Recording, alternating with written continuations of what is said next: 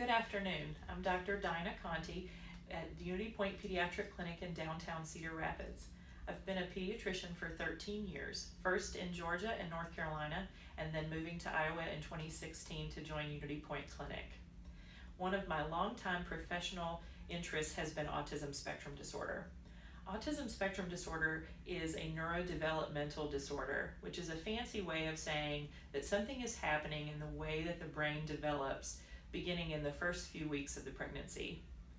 Autism spectrum disorder affects how your child communicates and interacts with others socially, how your child expresses interest in his or her environment, and how your child functions in everyday life. There are different factors that cause autism spectrum disorders, and scientists and doctors are discovering more about autism spectrum disorders every day. We've learned so much in just the past few years about how the brain develops, and there are scientific studies going on worldwide to learn more about autism spectrum disorders. Have you ever noticed that your pediatrician plays with your child or your baby when they come into the office? We talk to them. We love children and babies, and we love playing with your kids. Did you know that there's another reason that we do that? We're actually testing your child's development. We're testing your child's social skills and interactions with their parents. Even when your baby is just a few weeks old, your pediatrician is measuring how your baby communicates, how your baby expresses herself, and what the baby is noticing about the world around him. By the time your child is ready for kindergarten, you'll have seen your pediatrician for 14 well-child visits. At each of those visits, pediatricians ask about the new things that your child is doing. We ask about how your baby is eating, if your baby smiles at you or seems to enjoy being with you.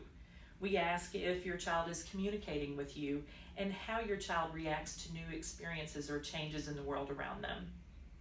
You may get a questionnaire mailed to you or given to you at the time of the visit that has a list of questions in a more structured way, yes/no questions, and space for you to fill in some concerns or questions of your own. We ask you so many questions because you're the expert in your child. These questionnaires are called screening tools. Screening is a way to identify signs that your child may be struggling to develop certain skills. There's a screening tool specifically for autism spectrum disorders that we administer at 18-month visit and at the 24-month visit. It's important that you fill it out completely and honestly. And if you're not sure how to answer the questions, or if you've got concerns, ask your pediatrician to go over it with you. The screening tools don't have a pass or fail grade. The tools help us check for those red flags that may tell us, hey, I need to dig a little deeper. Just because we give the screening tool at 18 months and 24 months doesn't mean that's the only time that we'll see signs of a child with autism spectrum disorder. Some children begin showing signs even as infants, and some others don't get a diagnosis of an autism spectrum disorder until they're adults. The most common age for children to show signs of autism spectrum disorder are between the ages of 1 and 2 years. So what are the signs? People with autism spectrum disorder have trouble communicating in an effective way. Some children with autism spectrum disorder don't communicate with words at all. And some may speak words, but in quirky ways, like they may echo back what is said to them rather than answering the question. Or they may sing a song instead of telling you what their name is. People with autism spectrum disorders also struggle with social interactions, such as making very little eye contact or not responding to a parent's smile or their other facial expressions. Some people with autism spectrum disorder have a hard time making friends because it's hard for them to pick up on those social cues that go on in a play group or in a social situation. There are behavior differences in children with autism spectrum disorder too. The typically developing child may have trouble dealing with changes in their everyday life, but a child with autism spectrum disorder has an especially difficult time. The child may seem obsessed with lining up objects and may be inconsolable if those objects are messed up.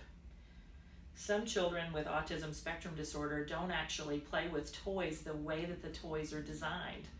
Like they may spin the wheels on a toy truck, but not vroom vroom it around the room. Some people with autism spectrum disorders don't like to be touched, and others with autism spectrum disorders may want to touch too much. They may go up to strangers in a store and touch them on the face. All of us experience challenges in one way or another, and we all have our special gifts.